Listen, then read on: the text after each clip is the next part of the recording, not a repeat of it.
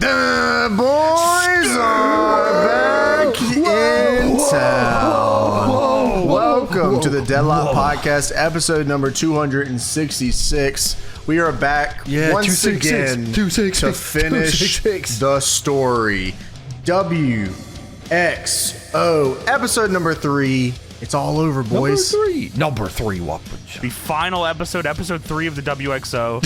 Who knows what to expect? Before we get into that, we have some Deadlock updates here. Ooh. Watch this up on the Patreon. That is our weekly curated series where we watch a wrestling match. And this time, sadly, we watch Voodoo Kin Mafia versus the Heartbreakers, TNA Destination X 2007. Yeah. The Heartbreakers. James knows them more as the Heartthrobs. That's why. Oh, yes, that's right. Oh, that's why we watched it, because James knows them as the Heartthrobs. Exactly. He's been trying to tell us about this fucking team. I was like, I don't know who this team is, and James. Just shut up. Stop talking about the Heartthrobs for once, please. I think the Heartbreakers are on WXO tonight too. That's fucking probably true, and they're going to be on next week too. Stay tuned. SGH is on the Patreon. It is WWE's One Night Stand Extreme Rules 2007. A lot of finishing the story this month. Oh yeah, you're right. I guess everything's coming to an end. Yes, hopefully. This is our One Night Stand saga, which we watched in the wrong order. We watched ECW One Night Stand, ECW One Night Stand 06, and then we watched WWE One Night Stand 08. And everyone said, you guys need to fucking watch the last one. So we did. What a horrible, horrible decision for everyone involved. No, it was great. It was good. Yeah, it was awesome. Well, I mean, listen, you can be the decider of that. Patreon.com/DeadlockPW. That's in the $10 tier. That should be up now, if not just before the end of the month. Wow, a Voodoo Kin Mafia match and One Night Stand 2007.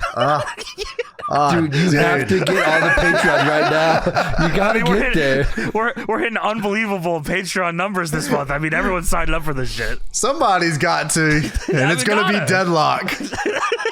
Retro Sync is up on the Patreon. It is the go-home show to WrestleMania 17. David does these retro syncs bi-weekly. He syncs the real footage with our review that we've done in the past, and that's also in the $10 tier. Go check that out because it's very fun. You might not have seen that review ever, because we have done 266 episodes as of this somehow. And you know what? We haven't missed a goddamn week. Isn't that crazy? Wow. It's pretty impressive. Yeah, it's scary. I don't know who these guys are, but I like them. Yeah. Why does this guy not have a camera?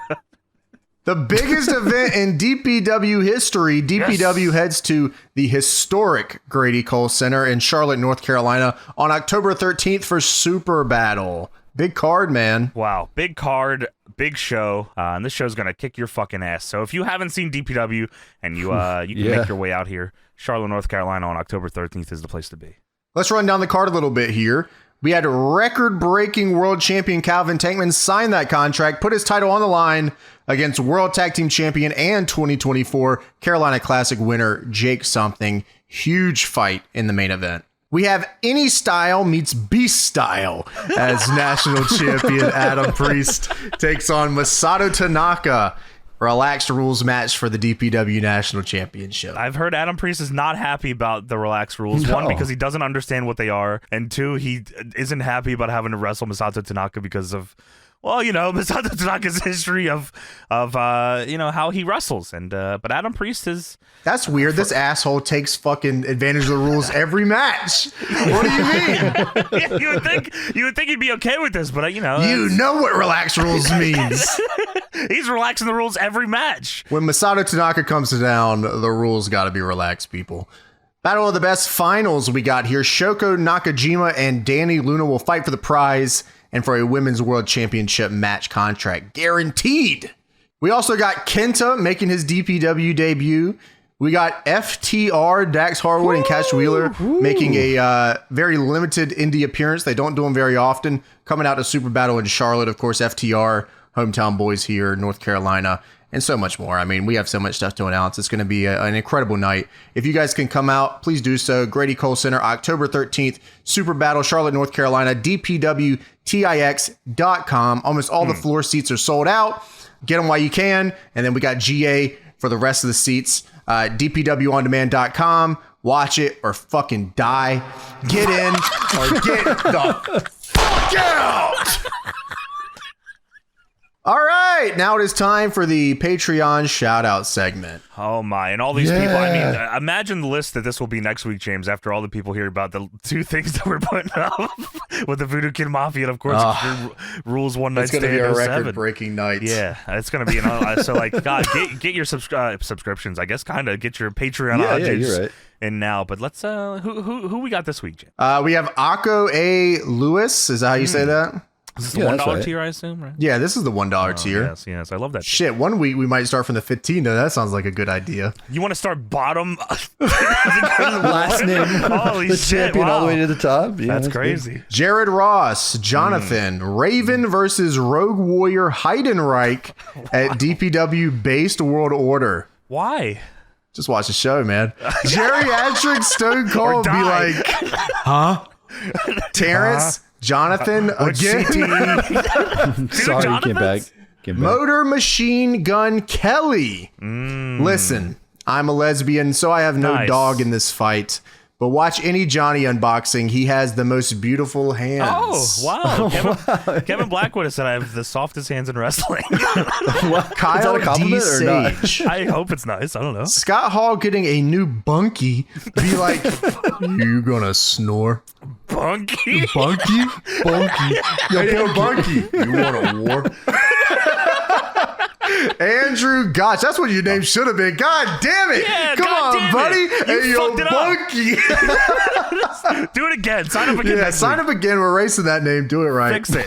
Do it again. We have caught and compromised to a permanent end that meatball marinara. Oh, no. James, that's bad for you. You like that. I can go to Firehouse Subs. It's all good, man. You know That's they got true. it. You get a fucked up Chick-fil-A sandwich. Dude, everybody knows and loves pimento cheese on a chicken sandwich. Bojangles does not, I guess. Whoops, I dropped my Big Mang condom for my Ayo dong. Okay. How come the Mr. McMang doc didn't talk about him kissing Rikishi's huge, smelly, shitty ass, brother? It's gonna smell. Great question. Maybe it's on one of the next episodes. Baba Booey here. Hey, Johnny, I'm in Newark, New Jersey for AEW Jesus Full Christ. Gear. Do you know of anything cool to do here? Fuck off is what you do. Yes, officer. The report does say Jimmy Snuka. However, it reads Jimmy Snuka Jr. $5 tier, The Legend Thriller, Handy Jorkin. Wow. Should have never took that perk 4000. Holy now shit. My balls are stuck up my ass. The long way. Hackatua Jim Duggan. Oh, shit. You've seen the Dirt. AOC 14. Isaac Perez. They should put Rikishi in the next Like a Dragon game so he can back that sloppy thing up and make Kiryu forget his name. You got bad ideas. What do you mean? What happened? What, are you blind? Jesus. There were 5 of them. It took 5 of them. Real shit. Kyle Clark. Yo. Travis Rochelle. Honky Tonk Man's Shake, Rattle, and Come. Oh. Hit All right. the Perry Saturn while I fuck your bitch. That could mean anything. West Beaumont. J-Rock 777 How are you on this makes every his week? anchor debut this Turds Day on WTOP Nightly News for Sports, talking about Dick the Cock. Wish me luck, Ski-Wo. Is that real? Like, are you actually I have on that? no Like, idea what he's talking hey, about. Congrats. Best of luck. You should try to get our commercial on your thing. You can find that on Telemundo. Telemundo Charlotte, man. Y'all tune in. You'll catch something cool. You will. Went to Knotfest and all I did was meet Deadlock. Wow, that's fucking. That did happen to No somebody. way, you were sunburned crazy. Yeah, dude, you look like a goddamn lobster, man. Dude, yeah, you got to get that SPF 100. I got the last one at Walgreens. Your girlfriend looked normal and you looked insane. Yeah, you got cooked, man. Nah, you got to get that SPF 100. Any redheads out there that are doing anything outside, get that SPF 100. Don't get the 50. Don't get the 25. There's no way you get tan ever. It don't matter. None of that shit matters. Just get the 100. Wow, that's pro tip. It was very cool to meet you, though. Thank you, man. That was awesome. Man. And We'll talk about that awesome. here soon, actually. yeah, I hope you had a good time. We'll talk about it. It was a fun time for us, too. It was. $10 tier Logan Vetter. Trent Sanderson. Sanderson. Coda _634. Fat Common Yellow from Hustle, Cassie Smith, Yo. Chris, Daryl Dunham, Yo. Scooby Doo, Tony Atlas Fusion be like,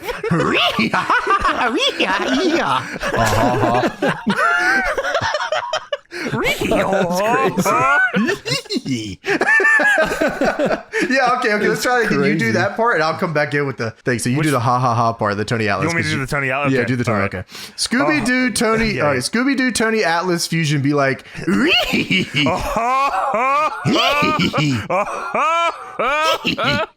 Nice. that was awesome. Scott, yeah, I hope you appreciate what we just did right there. Put a lot of work in there, goddammit. Scott McCarroll, Blumpkin Spice, Oh, that's Daniel disgusting. Huey, Peyton Starkovich. Nice. All 800 of the ball shots Joe's son took in UFC 4. Yeah, fuck Joe's we son. hate Joe's son. Son of a bitch. We like the Backstreet Boys. NSYNC 2. Johnny stands when he's trying to poo. We just talked about this. Zachary, just we talking did about just it. talk about that. Wow.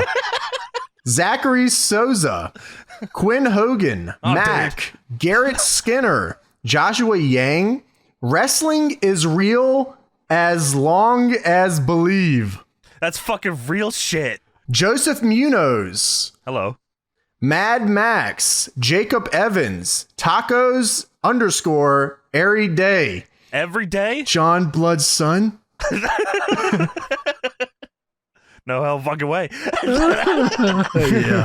I hear you. Please, for the love of God, put Dick the Cock Johnson in the Fortnite item store. That's a good idea. DPW Iowa World on a Pole Champion. What? Chase What? Richard's son. No What are way you Chase talking Richardson about? was in Iowa, Tony. No, that's JJ not Funky true. Fresh. Nuts so fat, the bitches call me Heavy Comes. Oh. A Big Zeeb.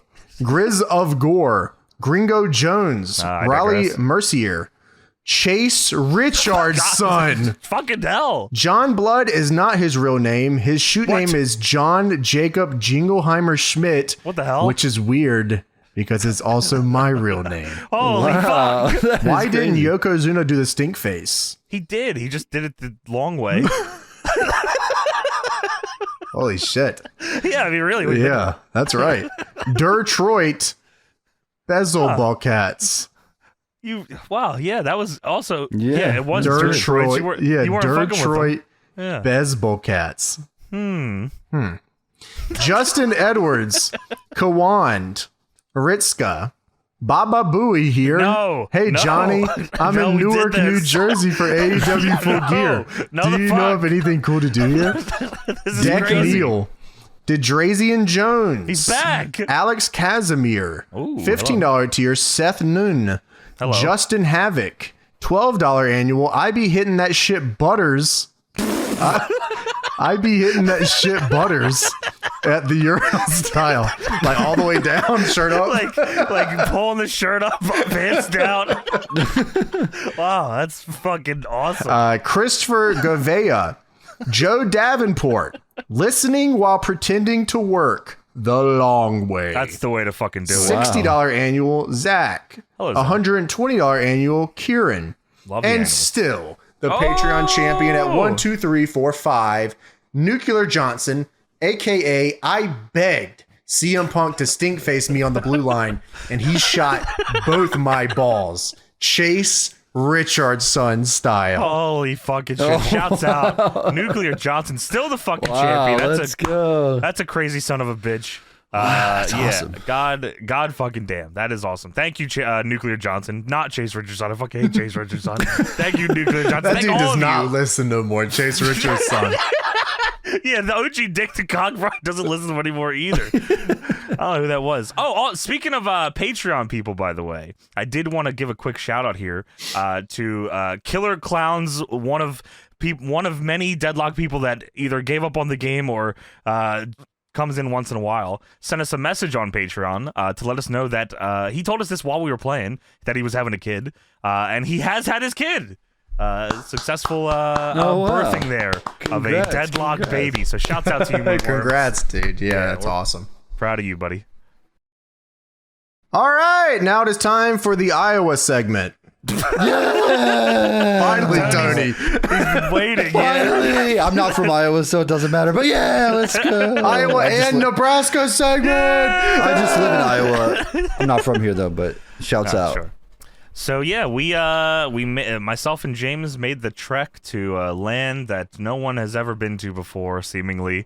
That's how it felt when we arrived. At least we made our way to Iowa, Des Moines, Iowa. Des Moines, Iowa, as they call it, for Knotfest, for the Slipknot and all the other goddamn crazy ass bands that were on this thing. But yeah, we met Tony's beautiful kids, very sweet children who. Once mom got home, just lost their absolute fucking minds. Yeah, they love their mom. Started just sprinting around the house, throwing cars all over the place, but it was a good time. They saw every toy that they have possible. But lovely neighborhood, lovely family. Love me. Yeah, it's a quiet little, small little town, quiet little area, so it's good. I love it. Yeah, there was a dude with a cannon across the street. Didn't really understand that. Dude, I still don't know what that is. He's got like a big thing with tires on it. I don't know what he's got over there. When like an enemy ship comes within range of your ship, you just kind of roll it up there. Yeah, that's exactly what it fucking Take looks a shot. Like. I don't know what it is, and I've never asked him, so I just kind of wonder what it is. You should find out for us, man. That'd be awesome. No, I don't ever want to know. I just kind of want to keep guessing. Oh, you know what it is. You ask too many questions, you might aim it at your house. No, he's a nice guy. Then we trek our way to Des Moines, Iowa, and drive to just a field. Yeah, I mean, just like there's nothing in this fucking place, man. It's just fields and hills. What the hell's It's the going on Waterworks here? Park is what it was. That's what it was. That's right. Yeah, we get ourselves the premium parking, of course. Yeah, It was not bad. Come on. Okay, it turned out okay compared to what everyone else seemingly had to deal with. There was But- some people the Reddit walking and like yeah. the Reddit and the Twitter were going nuts about the parking. Like that They was were the number one pissed. complaint about everything with this thing. It was like They the were parking was fucking terrible. pissed. Yeah, but we'll get to that. at Well, the end. premium parking was only like $10. I just want to make sure that's clear. It was like premium by way of just paying for it. Paying for it. Yeah, Yeah, that's right. right. Yeah, it wasn't anything luxurious. They just put us in another field. It was just a little further away. So we park our car there, and then we thought we had to walk because the gimmick said 8 to 10 city blocks from the premium parking area to the fest. So we're like, fuck, well, this is going to suck, but whatever, we'll do it. Thankfully, we were then picked up by the Slipknot school bus, which is playing the loudest music ever that's not Slipknot, and James sat right next to the speaker. Holy shit, man. And I'm like tall as fuck. It is literally right beside my head. Dude, we sat in the one spot where the speaker was. That was awesome. They're Well, playing. everyone else was in other spots. Yeah, they're playing the most like top 20 hits of the radio now. Loudest pop music. I mean, that was fucking funny as shit. I mean, I'm glad that we were able to do that instead of walking. I mean, I'll fucking do that every time. Yeah, that was cool. Yeah. We get dropped off, and then there's an area because we got like this essentials kit. Because especially me, I'm a sucker for like any event merch. I will buy legit any event merch just because I don't know. I feel in my brain like in 20 years when I have just a big box of shit of stuff that I bought, I'll be able to pull this little Slipknot fucking crossbody bag and say, oh wow, this is cute. I remember when I went to this. I don't know why. But I love shit like that. So No, that's cool. Yeah, just have little keepsakes and remember what you did. That's pretty awesome. I love that shit. So I get mine, Tony gets his, and we're standing off to the side and we're waiting for James. And Tony and I are bullshitting about whatever, like, wow, this is cool. Then I look over and I see James having like way too long of a conversation with the lady that I talked to for maybe 10 seconds. Yeah. That moved me forward. And they're talking, and there is a look of confusion on James's face that is alarming to me. And in my mind, I'm like, oh, something got fucked up here. And like, it doesn't say that he had it. And I'm like, oh, yeah, we were thinking you weren't going to get in. We're like, oh, Yeah. you can't come in. And I'm like, and then I watch her walk James around the table. And I'm like, what is happening? Are they about to kick his ass? Like, what I'd be like, fucking Mike Vallely, I'm going to start pushing off, ripping the shirt off. Ain't nobody kicking my ass today. And there's an unreal amount of security behind us. And I'm like waiting. I'm like, what is going on right now? And then I watch James walk up to the table where all the things are. And I see James picking up 5 cross-body bags. And I'm blown away that I had to walk up to James and say, "What the fuck are you doing?" Yeah, I just stole all these. So what happened on your end here? Oh, they just asked, hey, what's your names? Because they have like the reservations for everything. And yeah, she looks it up and she's like, okay, I have you down here for 5 essentials kits. I said, maybe 3, like for my friends and me. Yeah, because we split them up. Yeah. And she was like, no, they got theirs. It's 5 for you. I was like, what the fuck? 5? And then my brain goes to, she's like, okay, so grab these 5 body bags. I'm looking at them. What am I going to do with these all day? Because, like, I guess now that we didn't know until we got there, we could have, like, bag checked them. But, like, yeah, and at first it's like James has to carry around 5 crossbody bags full of shit. Like, what the fuck does he do here? Yeah, so what I ended up doing was I did grab 5 body bags, like 5 of these cross body bags. I grabbed 5 of them.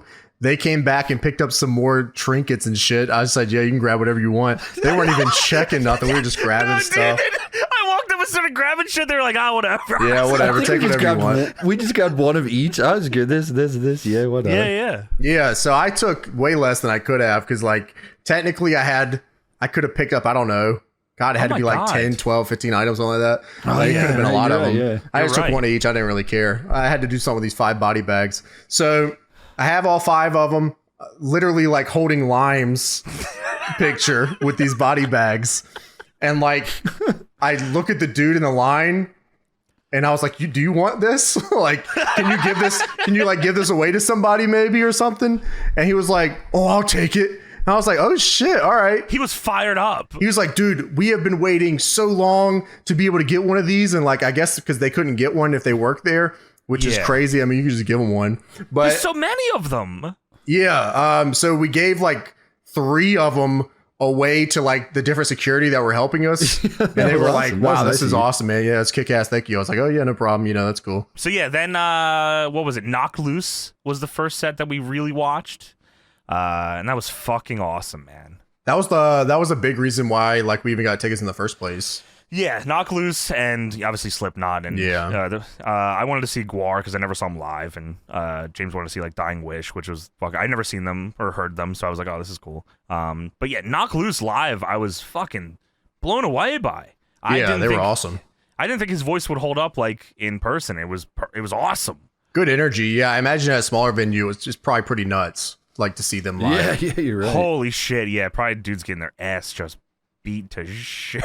Yeah, that sounds fun. Yeah, they did like the Wall of Death and shit, and I was like, wow, this is probably nuts in a way smaller place. Huh? They might have been the only band that did the Wall. And then, what the fuck did we do after that? Who's after? Was that Dying Wish after that? Knock Loose, and then we took a second, I think, and we walked around for a little bit, just checking stuff out. And then we ran into the kid that recognized us. Yeah, that's right. Yeah. That was cool. Yeah, we're walking by. Because I wanted to get water. And we're walking to the water station. And I hear behind me, I hear somebody say, James Darnell? And I was fucking curious. I got fucking doxed live in the field. Tony and I both turn around, and he looks at both of them and he says, what the fuck? Dude, you did like a slow motion like take. It was like, James Darnell, John Blood, Tony Pizza Guy? What the hell's happening right now? Yeah, that was cool as shit, man. And we talked to him for a minute, met his girl. They were very nice, and we took a picture. That was I didn't. Last place I thought someone would recognize us was a goddamn concert. Yeah, that was awesome though. Yeah, you're right. That was cool. I believe his name's Sam. Sam was red as fuck. Yeah, that's right. It was fucked up in there. Yeah. That's why you gotta get the SPF triple digits. I'm telling you, man. Any redheads out there? He was there since the start too. Oh wow. Yeah. Which is gnarly. Cooked. Yeah, like I was talking to him in the theater when I was like, I just remember going to Warped Tour and just like, wow, I'm so burnt. It's horrible. Did you get it burnt at all on this one? No way. Wow. That's good. That's awesome. The application of the SPF 100 is fucking down to a science with me at this point. Boom, boom, boom, boom, boom, boom, boom, all over the arms, legs. I'm not getting fucking touched. It would have been better if you let me help you. Well, if I was moshing, I would have let you. Okay, Come back. So we talked to him, and then we fucking filled up our water bottles, which wasn't working at first for some reason. Like somebody unplugged it. Apparently. Unplugged the water machine. Yeah, you need power to the water machine, so someone just unplugged it. So someone just plugged it back in. And then we went to the other side of the field where Dying Wish was playing. I'd never heard them before. I'd never seen them before. Also fucking awesome. Great live, yeah. Yeah, tremendous. There was one song that I leaned over James and said, we need to use this fucking song. What one was it? It was a Nate Thirst. Yeah, dude. I was like, wow, this is awesome. Yeah, no, it's a great song. Yeah, cool. And then, like, obviously it's getting, like, darker and all, and we're looking up, and, the clouds are not getting any lighter. We already knew. We knew. Yeah, like, Dude, there was a weather forecast. We were weather watching for like a month, I think, out, and then it was like, all right, so we can make it. That's right, yeah. Because I think I was saying James we could told make us, till like, 9 p.m., right? Wasn't that the idea? 9 Okay. p.m. the rain was going to start? I think the day of, Tony, is what it was. I think before that, James was like, it's going to fucking thunderstorm that whole day. I think he was looking at the weather, and that's what it was like. Yeah, it was looking like it was going to be the whole day. I was like, wow, they Yeah. might just, like, cancel this. Yeah, and Tony's point, we looked at the day of before we went, and it was like, okay, it's going to be 9 p.m., and 9 p.m. was when Slipknot is scheduled. So I was like, oh, fuck, man. Like, Oh, damn. if this whole thing happens and they cancel the Slipknot part of this, like, there Dude. might be a riot here, man. Yeah. This might be bad. Yeah, But- Fest won't cancel if it rains, but if it starts thundering and lightning, it's over. So we go from Dying Wish, and we go, James and Tony get 2 bread sandwiches with some sauce. Dude. There should be some, went like, consequences, Tony, to what we were given on that plate. Dude, they went super light on the meat. Like, it was insane how much they left off of that. What did you get? He got a brisket sandwich. I got a pork sandwich, Dude, like yeah, barbecue. I'm sitting there watching them eat, and I'm like, on my phone, and I'm looking up, and I'm looking at them, and I'm like, the fuck are they just eating bread? Big ass fucking just brioche roll. Yeah, like $18? Dude, it should be illegal, the amount of meat they put on that. Like, dude, first off, it's shitty sauce-based barbecue.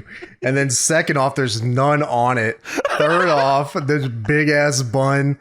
And then they give us some chips and rock it off. $18, please. dude, not to mention the beat that's just been sitting there in a tray all night, and it's not even like hot, it's just warm or cold. Oh, my And no God. drink, no Diet Dr. Kelp. You didn't have How a am I drink? supposed to eat this with no drink? We Did just they had have no water. drinks? We just had water. just had the water. Oh, that's right. What the fuck? And then we go to Oh, the you main asked stage. if we should get ice cream or not. Okay, that was dangerous. I'm glad That we didn't was do that. crazy. I looked at Okay, you but like, it was holy fucking, I love ice cream. You want to get ice cream? We're gonna fucking throw up all over this, out the ass, out the mouth. Like, come on, man. Listen, We're old. You can't tell me it was like kind of hot out. You can't tell me it didn't sound good for a minute. Like there No, definitely it was was a party that thought appetizing. about it. When it was Yeah. hot, it sounded good. I mean, me and James had one beer, which that was cool. PBR and little one. Little PBR action. Yeah. Yeah, I went up and said, "Yeah, how much for a shot of the Slipknot whiskey you guys got?" And they're like, "Oh, that'll be $18." I said, Holy "Hold on, shit. I'll take a Everything here. PBR." Yeah, that's yeah. Let me get the PBR, please. Yeah, I'll be $45. Dude, I go. There's a bar out here that sells PBR, those big cans for $2, and I Yeah, paid dude, that's like piss. $10. That's piss. That's like, yeah, that shouldn't be anything. Yeah. That's Yeah. fucking funny as shit. $18 for one shot of whiskey. Yeah, I'll take a PBR. I'm calling it Listen, today. I stand by my ice cream needs. All right. Yeah, no, I respect it. Like, It would have been bad, especially me. Like I might be lactose intolerant. I really haven't figured it out yet. that's what I said. I said if we took some Lactaid before we left or something, yeah, we probably could have eat this, but Well, I didn't fucking think there was gonna be ice cream at Knotfest. I didn't either. That was like a local joint too, so they like made that in house, and it's probably really good too. Oh, I bet it was awesome. Yeah, Yeah. $18 Minimum. per scoop. getting toppings on it. It's no $18 for more toppings too. So we go from the eating the foods back yummy. to the main stage where we are greeted by the sight of the craziest looking human being I've ever seen in my fucking life. Oh my. Till Linderman. Holy shit, it's Till Linderman. So like I knew I thought you were joking with me. I saw this dude. I was like, "Who is this guy?" And you said Till Linderman. I said, dude, okay. yeah. We walked up to this stage and Till Linderman's singing with a big ass pussy peeing on his head. Dude, You're not joking. I'm not joking. We walked up to the set and above Till Lindemann is a pussy peeing on his head. There's giant big ass screen up there, so you could they put graphics or whatever. Big ass pussy. Oh my god, there's pussy on his head. It's peeing. Golden shower. He's singing Golden Shower. So I never seen Till Lindemann's like solo shit. I knew Ramstein obviously. And Yeah, I was like, dude, I didn't know Till Lindemann was doing solo stuff. I was like, whoa, this is. And we were like, I mean, we gotta check this out, just see what's fucking going on here. It was insanity. I felt like it was a fever dream or something. I didn't know where I was or what was happening. Yeah, well, I think it doesn't we get just any all better, looked at each other and we were like, where are we? What are we doing? The fucking drummer has like a thing that's stretching their mouth open wide, titties and cock. Not real titty. Well, yeah, but they were like, oh, I don't know. Prosthetics, I assume all of these things, but like, yeah. drumming with this shit. Yeah, and like, then there's like, the videos don't get any like less fucking crazy. Like he's singing more shit. I don't understand what he's saying. Then I see just full pussy and asshole with pills falling out of them. Holy shit, booty butt shaking pills. One went into the asshole. What the fuck is going on? It's showing here? his asshole just stretched out crazy and then it goes real tight on the pill. Trying to poop out the pill. It was like, all right, can we do something else here? Can we move on? I hate my wife. Dude, I was dying at that song. What the hell? I don't know what's going on. Oh, man. I'm dying laughing because this shit is like, I can't believe I'm fucking like, it's already crazy enough that I'm in Iowa in a field with fucking James and Tony. Not only am I in a fucking field in Iowa with James and Tony, I'm staring at a video wall of pussy butt with pills and the fucking craziest looking human being I've ever seen in my life mumbling on a mic. Dude, I hate my wife and I hate her boyfriend too.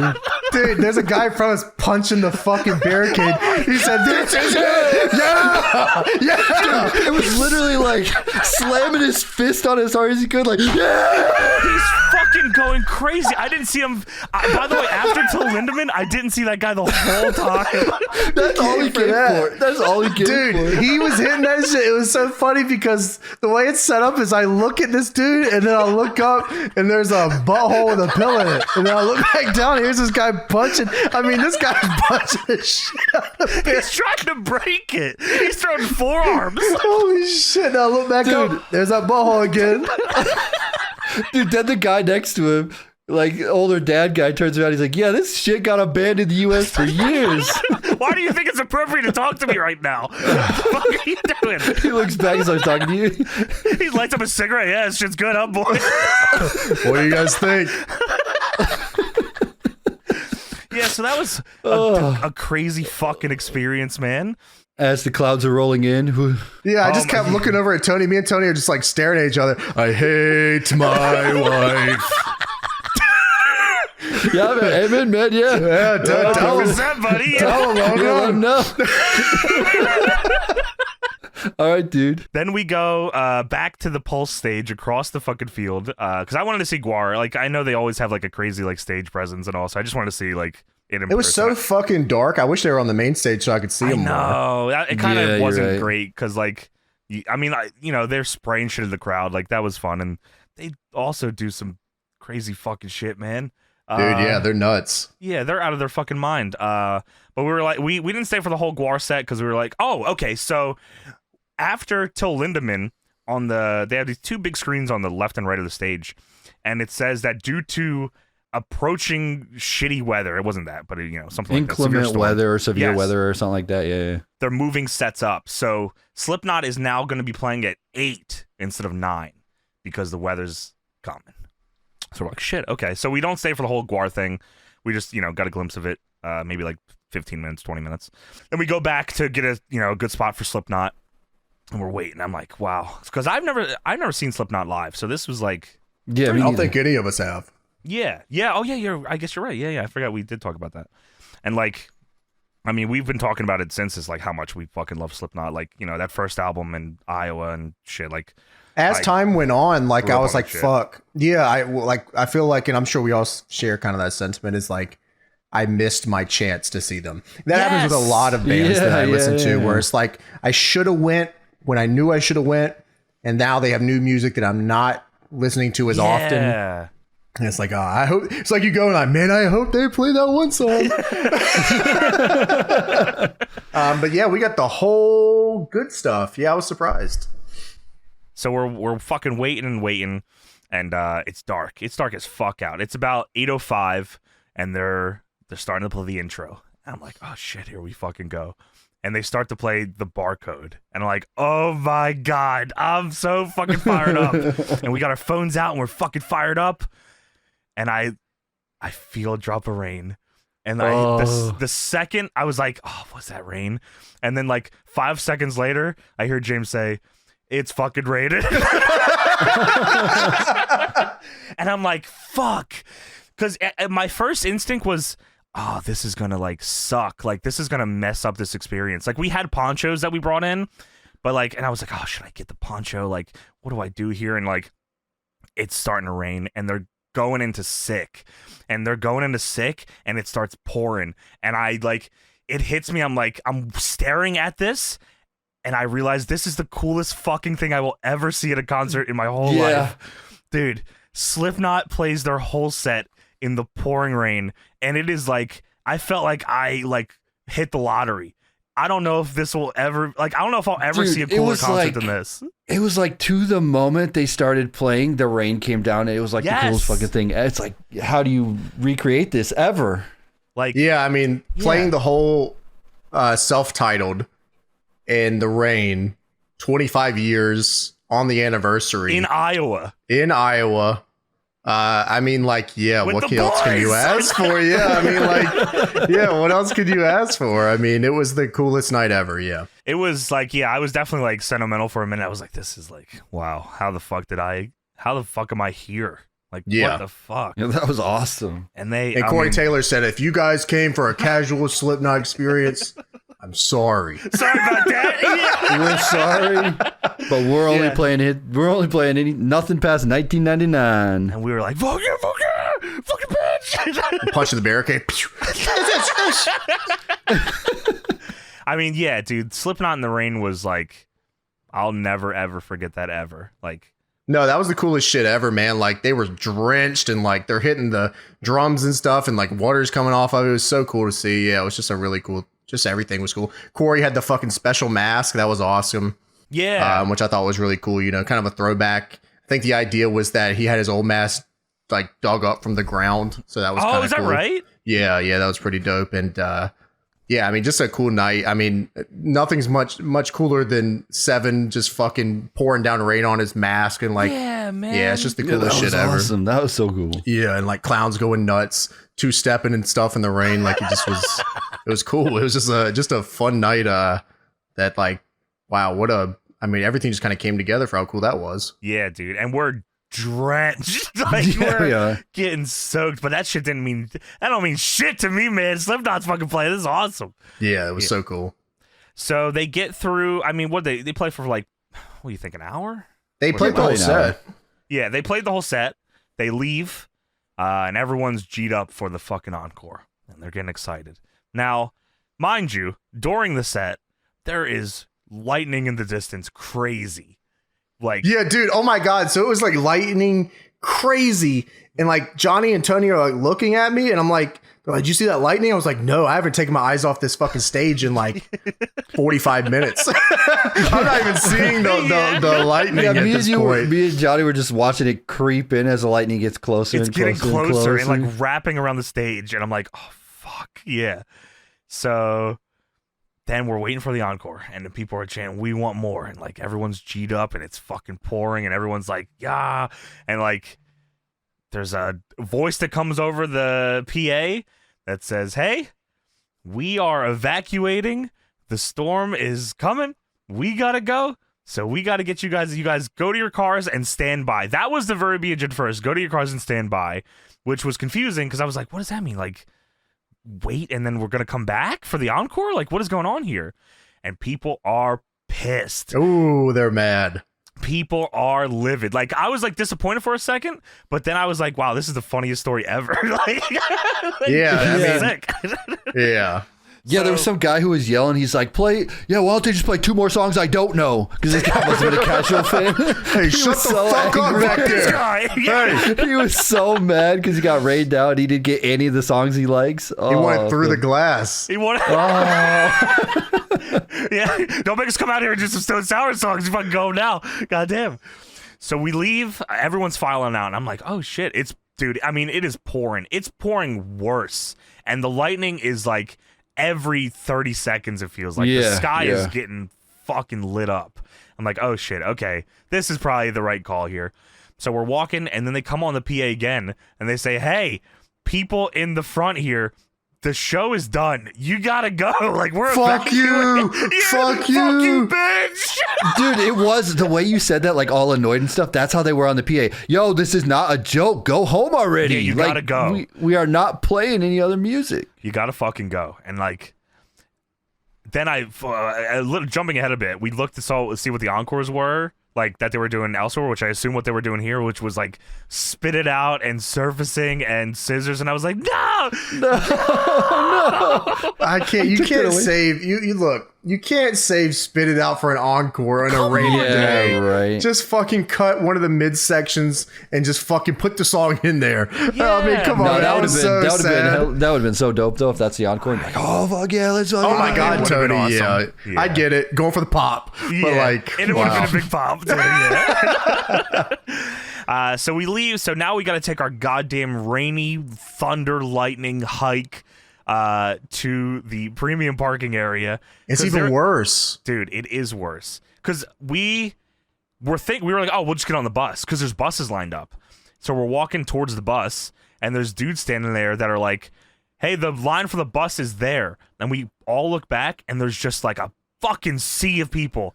And I said, fuck that bus. And the dude was like, no way. yeah, you're right. Yeah, you're right. Fuck that bus. Yeah, that's what I'm saying.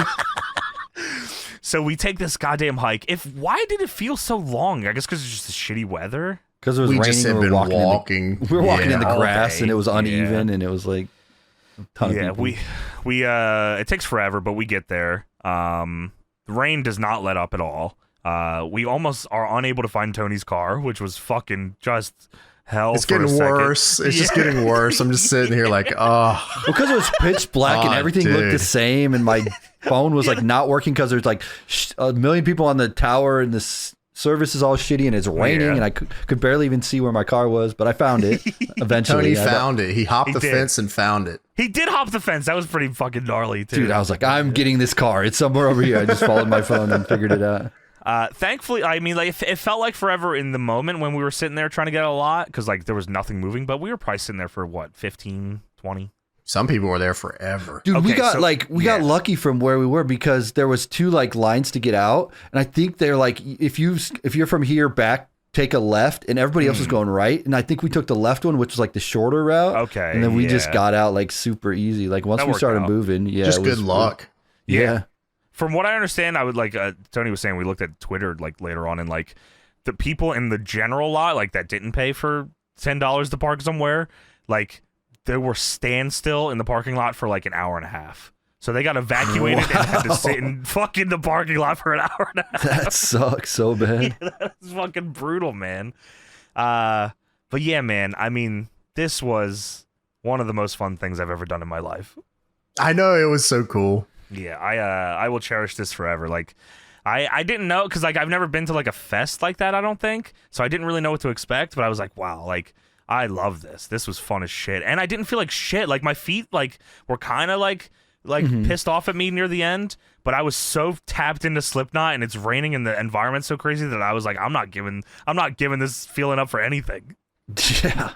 Yeah, I mean, the biggest thing really is like a lot of times fests have just like a bunch of bands that you just don't want to see, but you want to see the headlined act and probably like the second or third. You know what I mean? You're trying to see something like that to spread out. Sure. But like this fest had just like a great lineup. a fantastic lineup of stuff that just you wanted to see all day long, you know? So it's like one of those situations like Slipknot could have played like a headline fest with like the worst 6 bands of all time. And like you would just have to like gotta work that out. Just gotta wait for Slipknot. Yeah, but they didn't. They had some really, really hot acts, and it was just a ton of fun. And I'm glad we got to all be there together and do that. That was cool. Yeah, that was awesome. Yeah, dude, I'll cherish that forever. Yeah, it's gonna be hard to not want to go to the next one too, because like now I'm like, wow, this is sweet. All right, now it is time for the Patreon Q&A segment.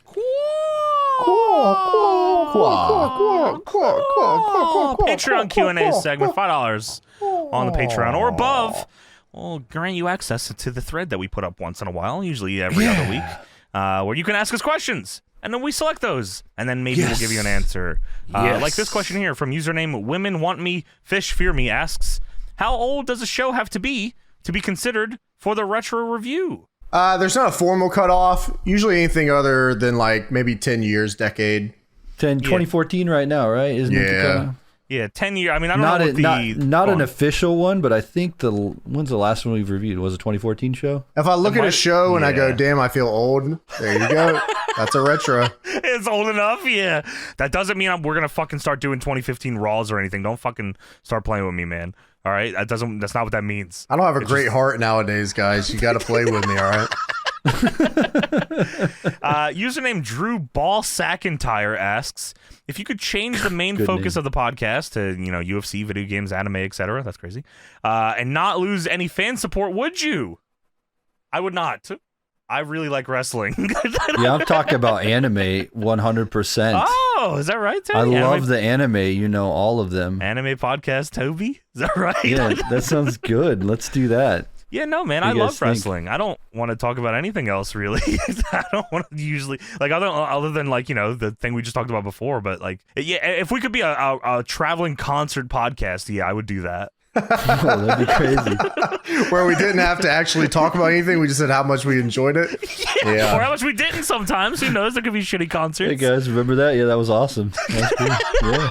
I guess that's really how podcasts are, Tony, right? Yeah, you're right, actually. Next question from your boy Straw asks, and James, I'm sure you'll be happy to answer this one. What brand of floor mats do you use for DPW? Cement. The hardest ground imaginable. Sometimes carpet. Yeah. Convention center carpet. Yeah. The only time we have floor mats is when we run Texas, because New Texas hooks it up. Yeah, that's awesome. Shout out Kiefer and the mats. Yeah, shouts out Kiefer, man. I mean, those mats are fucking sweet. Yeah, we don't have mats. Well, we would like them. We just can't fucking figure out like those ones. I don't know why. Like, we've tried. Oh no, sorry. We have tried. And finding somewhere to store them and how much they are is fucked up. Yeah, I mean, just a lot of storage, a lot of moving parts. And they're not like, I guess you would call them industry grade. Like, they're not like the mats like you would see on TV or anything. It's like when ROH would run New York back in the day, and they put the thinnest piece of whatever the hell they had backstage. Because like the difference between like those kind of mats and industry mats, they're just expensive and hard to transport, and it's just difficult. So we'd like them. Yeah, if anyone's got any spare ones, feel free to let us know. Contribute to the fucking deal here. Otherwise, Masato Tanaka's sending Adam Priest head first to the ground. So into the cement. Sam Hazelwood asks, not a cue for the pod, but still want to ask and hopefully get an answer. This is funny as shit. Saw you guys were at Knotfest in my hometown on Saturday. I also saw dudes that look like James and Johnny at the Front Bottom show on Tuesday. Were y'all still in town? If so, I wish I would have come up to say hi. No, that wasn't us. That wasn't us, but it is alarming that there are two men in Iowa roaming around that look like me and you. It's like that Family Guy episode where there's two Brians and Stewies. Yeah, what the fuck? How's that? I hope we're the ones that get to go home and not the ones that get shot in the hotel room. Oh, shit. No, we're definitely the shot ones in the hotel room. Colton45 asks, question for Toby. How has your experience been with DPW compared to Now This Is Wrestling?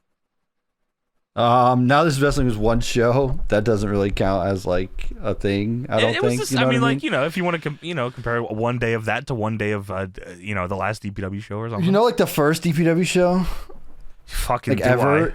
Yeah, that was my experience with Now. And then I was the like, same? yeah, that's enough. That's enough. That's enough. That's Wow. enough. Wow, It's is like that just right? anarchy. Yeah, it's like trying to do it all, and then it's like, Was yeah, this Fire is. 1 better or worse than, not quality wise, like having to get the show together? Was it easier to do Now Show 1 or DPW? Now we had like a lot of local guys, so like we didn't rely on like I feel like DPW. There's a lot of outside coming in, Sure.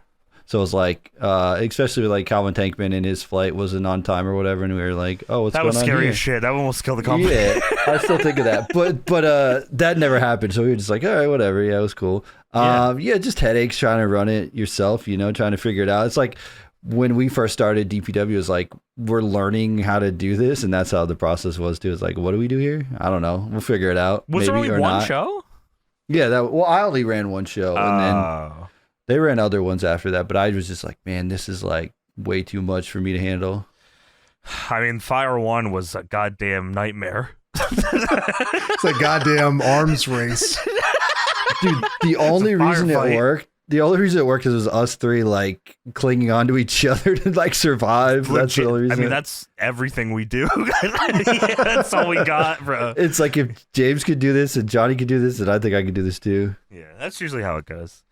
Username, my pupils are wider than Rikishi's ass. What you mean, am I high? Asks, what state will the December show be in? Flying from Jersey and want to see DPW for my birthday. December is going to be December 8th in Durham, North Carolina. Get your ass out here. That's the Durham, third North Carolina. anniversary. Third anniversary. That's a big fucking deal, man. Yeah. And we got an announcement of our November show coming up here soon too, by the way. Username John Flood, attorney at law, asks, James, it's been a while, but any updates on the Fred Flintstone situation? It's up to the courts now. There's not a lot to talk about currently. Oh, it's gone legal now. Yeah, I didn't want to. I was okay with just moving past and everything, but there was just, I don't even know if I can talk about how crazy it got. Yeah, I don't want you to like. Don't. I can't implicate.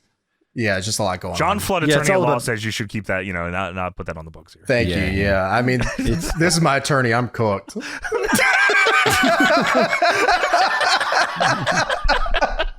Hopefully, we'll get to the bottom of this, and justice will be served. And it's been revoked. It's been revoked. Midian fans are called Midiacs. Naked Midian fans are called Chlamydiacs. Asks, question for Toby. Since Halloween is coming up, what are the kids dressing up as? And will we get pictures of the costumes on the Tony Pizza Dad Instagram account? Possibly. We're going through costumes and they change it every day. Is that right? Yeah, they got ideas what they want to do. Maybe Super Mario. Do the whole family as Mario something. Are you gonna be like Waluigi? No, I'm just gonna go as Jack Black. Steve from Minecraft. It's me, Steve. Oh yeah, your kids love the Marios. I forgot about that. They do. My son loves Mario Kart. He's like super good at Mario Kart. He's like 3 years old and he's crazy at Mario Kart. He loves that game. He so likes maybe Luigi. I'll go. He knows the wall glitch on 64.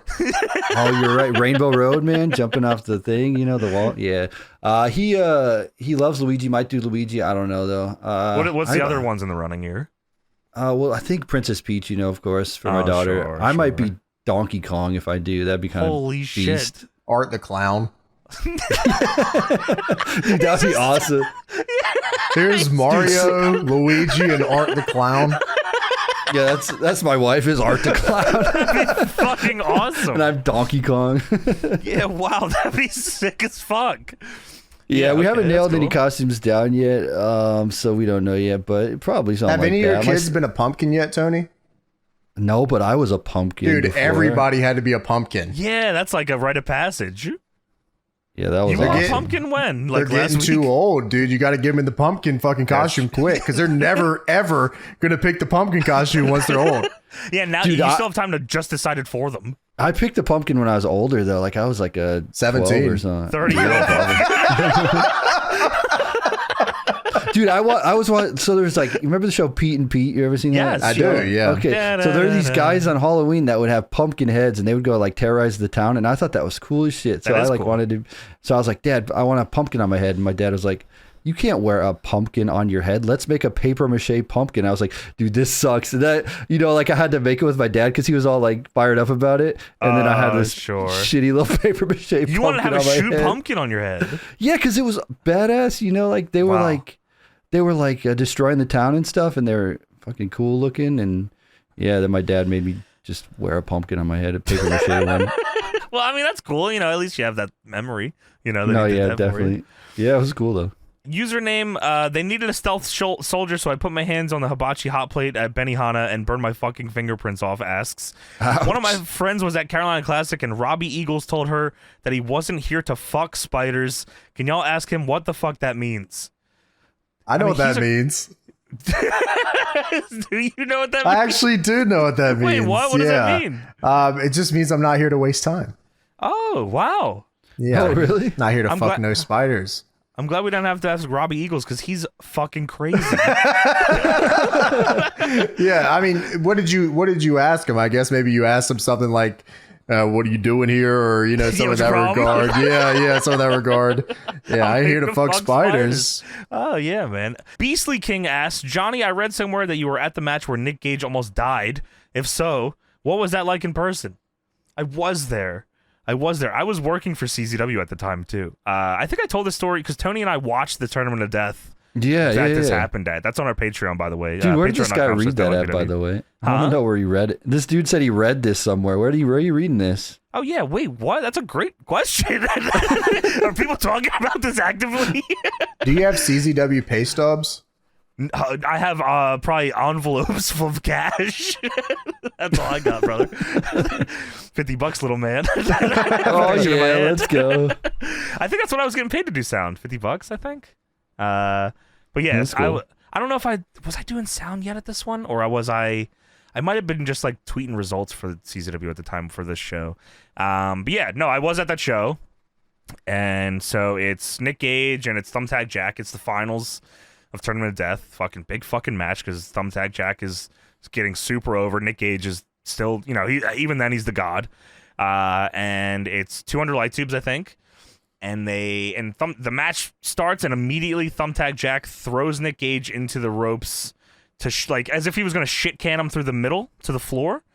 And Gage goes, and it's skinny light tubes, this is kind of where the not using skinny light tube shit started, because he goes through it, and his arm I think his left arm or right arm, whatever it was up, and a fucking light tube just slices right up into his shit, cuts an artery. He is fucked. They immediately rush him to the back. It's pandemonium. And then John Moxley comes out and starts fighting with Thumbtack Jack. Zandig somehow wins the tournament. I don't really understand how any of this happened. But they do. So the show ends, and helicopter, because this fucking show is in like a shoot backyard. It's like on a field, like small, like, a field like fucking Knotfest, just smaller. So okay. Like an ambulance couldn't get through to get there because of where it was, and I think also because of like how many people were leaving the venue, leaving here. So like, the traffic was fucked. So they had to have a helicopter fucking fly in and pick up Nick Gage and then fly out. Like, I watched all this happen, and yeah, the word is that he like flatlined for 8 seconds, and they had to bring him back to life. I was 16, I think, something like that. I think I was a teenager still when that happened. Yeah, it was fucking crazy. It was fucking crazy. And then I went to school the next day. So, that's what it is. Yeah, no, that was nuts. And yeah, that is it. That is it for the Q&A, everybody. Thank you for asking the questions. Fucking lot of fun questions this week. Appreciate applause that. for everybody that asked the question. Thank you. And now it is time for the final episode of the WXO. All right, it is time to finish the story. WXO Wrestling number 3, the final episode that they recorded on their one day of recording. Ted DiBiase's promotion. It's time to die. Yeah, man. I mean, like, that is also crazy to think about. This was all recorded on one day. They did 3 tapings in one day. Obviously, this is usually the part where I read observers, but because this was all in the same time, we've done them all. So the only thing to really talk about is the show. So I apologize, but I got observers here. Yes, the WXO is officially going to be dead after this episode. Thank you. And what? Brian Albert? Oh, TNA still sucks. Yeah. Okay. Oh, great. Just want to fill you in on what's going on in the wrestling world. We kick it off. Ted DiBiase Town Hall. Ted DiBiase is here to tell us that WXO is dead. I can't even hear him. Also, I just want to make a note here. We're watching the 8th generation VHS recorded version of this. Yes. With start and stop recording to get rid of commercial version of. I don't know where this version came from, but that's how I felt watching it. Okay, so Ted DiBiase out here. Imagine if the promo was that it was dying. So, like, this was all recorded on one day, 4 hours after the first promo on the show. Ted DiBiase is here to say it's all over. It's done, all guys. over, boys. The funding is gone. As the CFO and CEO, I've decided, wow, this was a shitty night, boys. Dude, you guys out. I'm going to kill my creation. I'm going to kill it. In the last 4 hours, I have injected. Guys, I realized I can't do this. That's it. I've back had about in the bags. 40 people ask me what WXO stands for, and I can't fucking go another day of dealing with this shit. I'm done with this shit. Shut it down. But no, DiBiase is out here, and commentary says that Mr. DiBiase is none too pleased. And I was like, oh shit, we're about to have like an angle here, which is crazy because this is the end. So I'm looking forward to what's going on here. And DiBiase is talking, as Tony alluded to. I mean, the crowd, you might have thought there's like 90,000 people in this building from what it sounds like as DiBiase's talking here. They don't give a shit what he's saying. They just want to cheer for him. That's what they reported to the Observer. 90,000. Dude, the chairs are screaming so loud. So many chairs are screaming.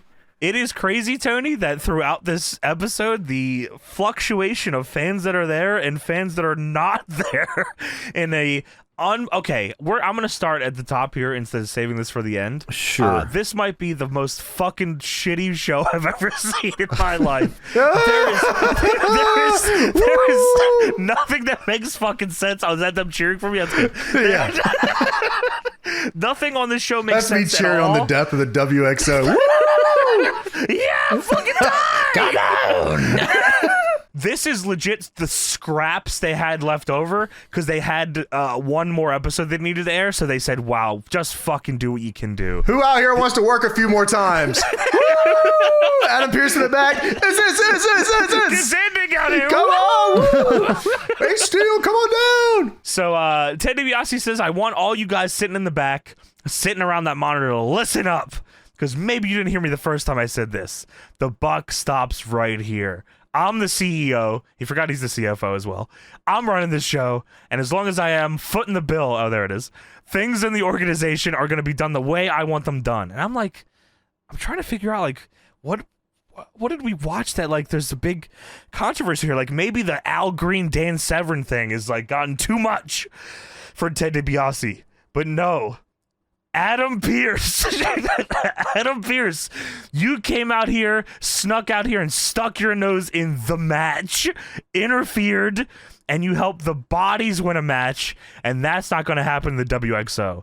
The crowd's fucking losing it. Whoa, yeah, Adam Pearce. We love rules. We love rules. We love family-friendly wrestling. Yeah. And DiBiase says, so if what you want to do is triple team somebody, get all together, the three of you. Well, I got a tag team for you to face. Just two guys. They're my mystery team, and you're going to face them right here tonight. And I said, I wrote down, wow, okay, we got a main event angle here. That is, you know what? I'll at least respect that. They opened the show with what, to hype up the main event. I mean, this is fucking ridiculous, but that's fine. Let them cook. Dude, I thought of, when he said just two guys, I thought of Lonely Island. You remember that? We're just two guys. Oh, yeah. I just thought of that. I'm on a boat, and happy birthday to the ground, WXO. Okay, so he fucking sets up this main event, which is Adam Pearce and the Bodies against a mystery tag team handicap match. The very next thing I see, walking onto the stage is Adam Pearce and Tommy Rogers. What the fuck? I wrote down, wow, I'm fucking confused. So, James, that's funny because commentary says, I'm a little confused. And I wrote, yeah, me fucking too. Adam Pearce is the most baby face I've ever seen a human being be before on a TV show. He's fucking slapping fucking hands. He comes out with fire. Yeah, woo! Baby face fire. And I'm like, I'm so lost. Commentary says, well, Adam Pearce is here with Tommy Rogers in a tag team match that was already scheduled. So is the commissioner saying that Adam Pearce has to wrestle again? I don't know. Why don't you know? This is a TV show. You'll never guess who they're facing. They are facing. Please take a guess. If you're listening to this right now, in your mind, you'll never could guess. Adam Pearce and Tommy Rogers be facing? If you said the Bodies, you're somehow fucking right. The Bodies come out. I am all caps writing my notes at this point because I'm fucking mad. The Bodies are coming out here. Adam Pearce is fucking teaming with Tommy Rogers to face the Bodies in the opening match. After they just set up, Adam Pearce has joined the Bodies and will team with them later tonight to face a mystery team. Dude, okay.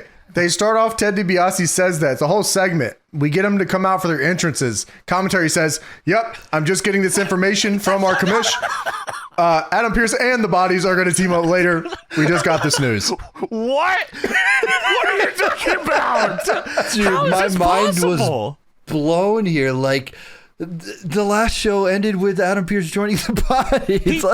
And they just set up the angle, Tony, and now they put the angle there. I get the idea that, like, okay, maybe Adam Pearce wrestles twice because he was scheduled, like, but he just joined the Bodies. Why is he going against the Bodies? I sure hope he doesn't turn on Tommy Rogers here tonight. This is definitely, like I said, scraps of a show thrown together, Tony. Yeah, but this is they had nothing. Like, it was like, either we do this or we don't have an episode. Like, we have to just do whatever we can. We have to show the Egg Dome footage. I don't care how many times Adam Pearce is on this show. Show the Egg Dome. We paid for the Egg Dome footage. We are airing it. Have Fred Ottman stick Adam Pearce up his ass for all I care. He's going to be on this fucking show. How hungry is that son of a bitch? Dude, Fred Ottman, he could have just got stuck in a car for 20 minutes. I would have laughed at it. That would have been good. Yeah, they were cooking. Right? They had some good shit on episode 1 and 2. Are you kidding me? Fred Ottman. He sticks his leg out, sticks back in, and blows up. Car. Yeah, really. Like that idea. They must have, like, they're doing the show, and as, like, this must be the end of the tapings, and everyone's leaving, and everyone's discouraged and doesn't want to do shit. Because that's what the fuck happened here. Yeah, so first match, Adam Pearce and Tommy Rogers against the Bodies. This looks so much different than the other 2 episodes because there's just literally nobody there. And it's dark as shit, and there's smoke everywhere. Well, a reminder out here, there are no mats on the outside of this ring, so these guys will die if they take a move on the outside. One of the Bodies, during their entrance, does, like, the flip over the rope, like, you know, the buckshot setup, and almost just blows his legs out to shit. Yeah, they mentioned on commentary about the quip they made the last episode about eating cement, and they say, holy shit. Well, when you're from North Carolina, sometimes you say cement. What the hell? Is it not pronounced cement? It's cement. It's cement. Cement. She-ment. That's right. She-ment. I got a lot of heat from a certain tag team about saying cement as much as I did. Well, Tommy Rogers with the babyface double axe handle. Oh, yeah, man. Adam Pearce said, woo! Come on, Tommy! Dude, Adam Pearce did do drop down leapfrog, drop kick, and then Mike Awesome dive over the top, which was awesome. Yeah, Adam Pearce hits a running splash for a 2 here. Tommy Rogers with the Oklahoma Stampede until the elbow drop. They do a double back body for a 2. Body Boy number 1 hits a running line. How do you know it's number 1? That's just what I have written down. Body Boy number 1 hits a running line, and Pearce flips all around for it. Big move here, letting them take over. Body Boy number 2 hits an insane looking choke here where he gets down on his head and he's just rubbing the hell out of his chest and neck. Yeah. He's getting that fucking friction going down there. Yeah, he gets down there and rubs that thing. So Adam Pearce hits a DDT that he fucking just fucks up completely. Yeah, the body goes for a back body drop and Pearce goes to counter with a DDT, but he just back bumps, and the body realizes it late and just spikes himself on his head. Yeah, he let go and then just whoops. All right. Oh, great match, boys. So Tommy Rogers hits the Tamikaze. That is not the Tamikaze. These guys know no fucking moves, man. No, that's right. That's right. Yeah, It's not Death Valley too. Tamikaze on the top of his head. Put some respect on that move. That's a Tamikaze. Tamikaze's right? the goddamn unprettier, man. You can't just Nah, do he this can call it shit. whatever he wants. It's in his name. I guess This is the WXO. Nothing means anything here, dude. Nothing has a real name. Dude, is Tamikaze family friendly also? I just got to question that. That's a also. good fucking question. Wow. I hope he doesn't get turned on. They're really towing the line here with that family friendly. Adam Pearce needs to stand up to Tommy Rogers for this offensive name, the Death Valley Driver. Tamikaze. He's doing it for you kids. Yeah, you can't call it the Death Valley Driver. Also, that's offensive. I'm offended. It's not family it's the friendly. Tamikaze, dumbass. So Pearce does something to Tommy Rogers here. Camera does not catch what he does here. Because the camera, one of the bodies got shit canned to the floor. This is when I realized it's Ace Steel. Because the camera on the floor, the roamer is zoomed in on Ace Steel. He's bleeding now. I don't know what happened. I don't know where that came from. Yeah. He must have hit the floor like shit. Or maybe it was when he was rubbing his fucking face. He got that on his friction chest. going nuts. Yeah, he frictioned him and it cut him open. So the body's on the floor. The camera guy's looking at Ace Steel's face and he's bleeding. Some commotion happens, and all of a sudden, Tommy Rogers is being jackknife pinned by the body number 2, and Adam Pearce is just throwing his hands up and says "fuck it" and leaves. No, he betrayed Tommy Rogers for the second week in a row. They were going crazy on commentary for that. They're like, I can't believe. They're like, I don't know what he did. I have no They're idea. stunned, Tony. They're stunned that the heel that is teaming with the bodies later turned on Tommy Rogers. How could he join the bodies Dude. when he's in a match with the bodies later? What the fuck? I do love the idea of a guy just very blatantly betraying his tag team partner, and they go backstage. I don't know what just happened. That's my bad. Sorry, that buddy. was nuts. I'm sorry. That was fucking crazy. Let's try it again next week. And then the next week he just does it again, even worse. My bad. I just can't. Dude, I mean, I'm just in a bad space right now. I mean, you Yeah, gotta man, this understand. shit's fucked up, man. I'm sorry. I can only assume like this match was supposed to be like episode 3, and then the other match is going to be episode 4, maybe. But Yeah, they ran out leading of up to fucking it, money and to then- run the shows on TV. Yeah, so they just crammed it all into one episode. Yeah, whatever, we got this. This was on We'll make it work. UPN. Okay, James, later they say this was the premiere episode, by the way. Season 2. 2 episode season. Wow, season finale next week. No, this is season 3, episode 1. Oh, I see. That's good. Yeah, dude. So yeah, Pearce does something that we don't see him do to Tommy Rogers. Well, he turned on Tommy Rogers. That's what he did. Commentary's flipping the fuck out. Hey, what did Pearce do to Rogers? It looked like Pearce turned on him. This is a constant surprise here. Oh my God. I'm sorry. I'm sorry. I didn't mean to do that. Sorry. Legit says this is a constant surprise. I mean, he's not lying. It is. Every time he does it, I'm surprised. And the bodies leave to the WXO theme song. And then Barry Darso yells for like 1 split second. Jump scare blacktop bully.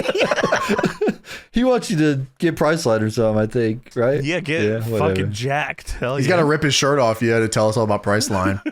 Stan Lane then gets up from commentary and says, I'm done with this shit. I don't know. Fuck this fucking show. This is I'm fucking leaving nuts. this company right now.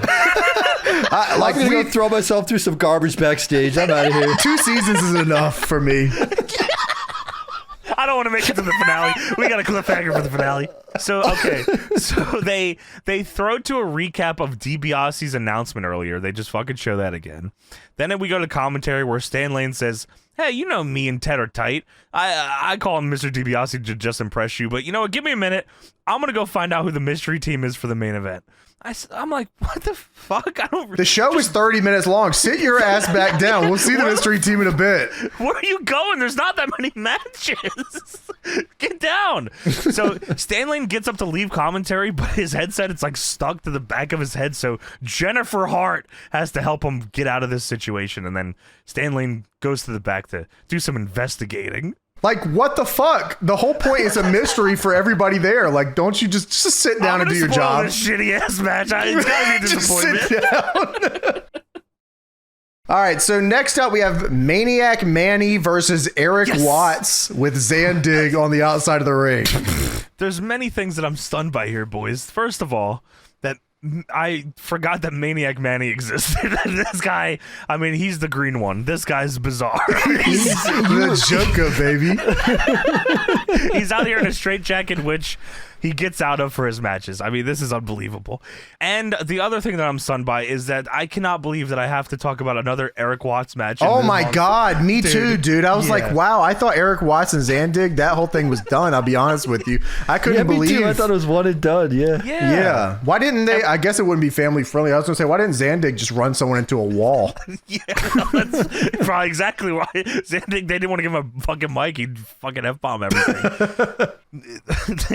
I don't know why they show this. It has nothing to do with this match, but in the middle of the entrances, they show a recap of Fred Ottman's being too fat to get out of a car. I'm hungry shit. Why did they recap this here? Because they're telling stories. Fred Ottman's got a match later. Because I mean, that was like the greatest segment in WXO history. It was pretty I can't get out of the car. I'm hungry. I mean, Fat Man in the Car is legendary. That's what I'm saying. Good. Like, you got to replay the hits. And like, who the fuck wants to see Maniac Manny and Eric Watts? I do. What the hell? Oh, that's crazy. Well, you should have been in one of the empty seats that was out there. Maybe this place would have stayed around. I'm not going to wherever this was. So Jennifer Hart is now on commentary as Stan Lane has gone to find the mystery team instead of just waiting a few more minutes. Love that Jennifer Hart. That was so she was the one that interviewed Fred Ottman in the ring, and all Chris Cruz and Stan Lane were in love with their own commentary. All right, so Maniac Manny looks at Zandig as this match starts on the outside, and I don't think he understands that the real Maniac is on the outside of the ring. You better watch out. Dude, I mean, Maniac Manny is just green gold dust, right? No, don't ever disrespect the big gold one ever. Sorry about that. That is fucking crazy. He's wannabe gold dust. You're never going to see Maniac Manny with big gold around his waist, sorry. No, I mean, that's true. That's true. I mean, this might be one of the worst book matches of all time. Like, doing... Okay, I don't know. What the fuck are you talking about? Maniac Manny, the craziest man ever, starts with a very loose collar and elbow arm drag. Arm drag? He's so fucking zany. And he's facing Eric Watts. Holy shit. All right, man. That's another one. Whoa. Wow. Eric Watts. Okay, so Eric Watts, he said, I got moves. So Eric Watts does a buckle bomb. You think that might be the earliest recorded in history? That's a jackknife into the corner.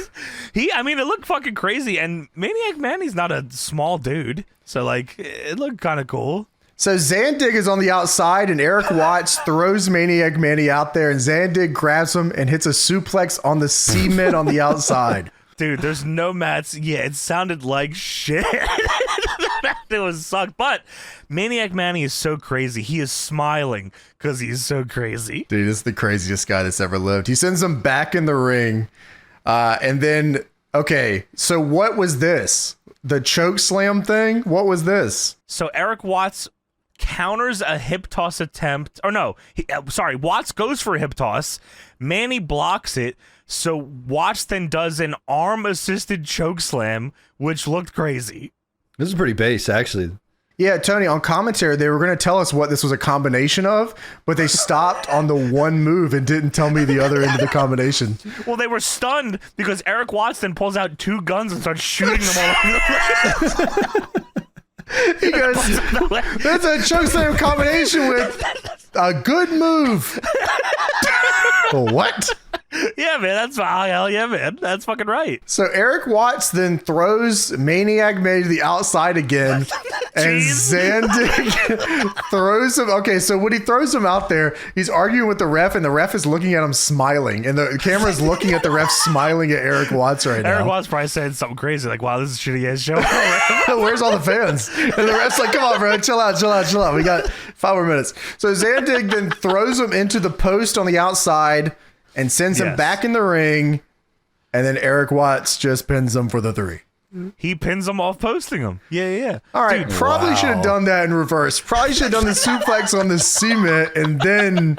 But I'll take it. Zandig has shitty suplex tech, so like it didn't really get the job done. Also, when Eric Watts sends Manny to the floor, this is after a suplex on the floor. He sends him back out, and Chris Cruz goes, "Oh my god!" He couldn't believe he threw him on the fucking floor. And Dude, also during the match, they're talking about, oh, he's the master of the lights out finisher. he doesn't do it. You're right. He doesn't do the light, but they say it on commentary, like, yeah, he's gonna do the lights out. He's a master of the They lights out. said it at the finisher. top of the match too, Tony. They said Yeah, they it keep putting multiple this times. move over. He doesn't do it. He pins He's off gonna a do the post. fucking lights out. Must be the lights out is throwing him to the floor, and Zandig gets him with the post. That's pretty sweet. That's a good move. They also on commentary talk about Tugboat having a hard time getting out of his car because he's fat. and shit. Dude, yeah, I mean.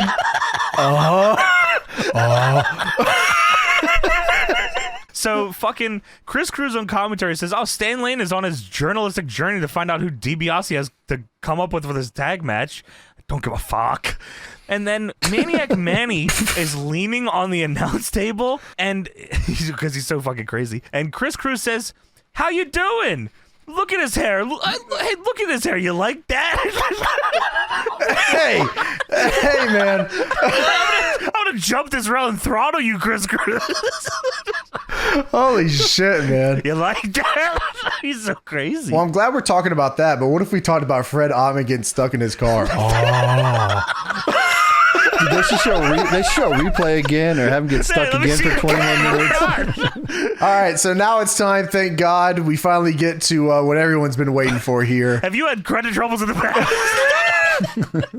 We get to the Tokyo Egg Dome finale.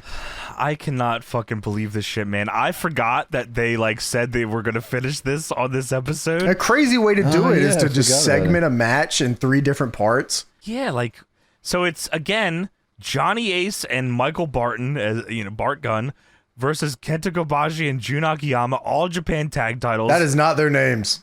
Not well. I didn't. So in the first time they show this, do they say their names at all? No, this is the first time they've mentioned their names. So we find out their names here. They say this is at the Egg Dome. It's fucking not. This is from All Japan, June 9th, 1999 at the Miyagi Sports Center in Sendai, Miyagi. This is not fucking Tokyo. It's not this at is the Egg Dome. This is Egg Dome. I've seen it. Yeah, you know what, Tony? You're right. We were there. Chris Cruz says that it's Kenji Okasami and Mistu Arakawa taking on Johnny Ace and Michael Barton. That's right, brother. Kenji Okasami, brother. We sold the Egg Dome out every night. Tours months long, dude. I was like, maybe it's their shoot names. It's not. Maybe they wrestled as that name at some other point. It's not. Why did they have to lie about every fucking thing here? You have to understand, this is one of the biggest nights in the career of Michael Barton and Johnny Ace as they beat Kenji Okasami and his boy. And I got to tell you This guys. is a sweet match. Yeah, no, great. I mean, it's better than anything on the show by a country mile, but Sure. they lose these titles immediately, by the way. Do they? Yeah, on this tour. So Holy yeah. shit! Is it do they ever wrestle in the Egg Dome? I'm sure. You know what? Probably not. This is all Japan, so probably not. No. All right, so we are back in the Egg Dome. They actually call it the Tokyo Dome once or twice this time. Sure. This is an Oh, all they do. Japan. Yeah, they do. All Japan tag title match, and it is Johnny Ace, like you already mentioned, Johnny Ace and Michael Barton, and they're being put over as the greatest American well-known wrestlers of all time. And fuck these other two jabronis. I don't even give a shit who these dudes are. So this is a crazy match. I mean, showing this in the US, I mean, that is pretty cool. The way they did it's kind of dumb, but like this is pretty crazy. Like they were sent an All Japan tape and they played it on UPN. So like I would take that. That's kind of cool. Not only is it like a tape, it's like I think it's taped from how they aired it because there's Japanese commentary behind Chris Cruz commentating this. Yeah, so and it's the finishing stretch of the match. You know, these All Japan tags had great finishing stretches. They're just really well put together. Crowd was super hot. Egg Dome was going nuts. For some reason, there was only like 7,000 people in the crowd. There's like a 40,000 capacity in the Egg Dome. That's weird. Must have been an off night. It's weird you say that they were excited, James, because Chris Cruz explains here that the Japanese fans are different and they sit down and applaud and not really give a shit. Well, I'm watching fucking Johnny Ace jump out of the air and take a back fist and they're losing their shit. So maybe I missed something here. This might be the greatest wrestling ever. I could be convinced. So Johnny Ace hits an Ace Crusher, but it's a 2. Dude, it's a pop-up Ace Crusher, too. And I was like, holy shit. He's popping these suckers off, dude. Kicked out. And they tell me on commentary that Johnny Ace, of course, is an extremely well-known American wrestler. And I think it's a little weird that Kenji Okasami is hitting all of Kenta Kobashi's shit in a row. That's fucked up. Which is nuts. Yeah, he's wearing orange in All Japan. And he's hitting all his shit. That's and weird. This fucking Mistu Arakawa guy goes for the Akiyama Exploder. Yeah, like, what the fuck? what's going on? You know? I just looked this up. Arakawa died in 1997. And he came back for this run? I mean, that's unbelievable. The things people will do to face the top guy like Johnny Ace. Wow. You don't get a lot of chances to face the 2 top gaijin ever. So, like, biggest Americans of all time. Yeah. That's the top gaijin ever. The Egg Dome and fucking Sentai. let them cook now. Dude, the internet wasn't really, one thing yet. Maybe it was. People weren't looking it up. Man. I don't know. They just liked lying. They said, this is fucking awesome. Let's just lie. I can almost say with almost 100% certainty that Chris Cruz had no idea what the fuck this was, nor did he think that was Kenta Kobashi. He thought it was, in his mind said, that is Kenji Okasami. You think it was like a horrible quality phone call and someone said Kenta Kobashi to him? Like, it was Johnny Ace on the phone. He was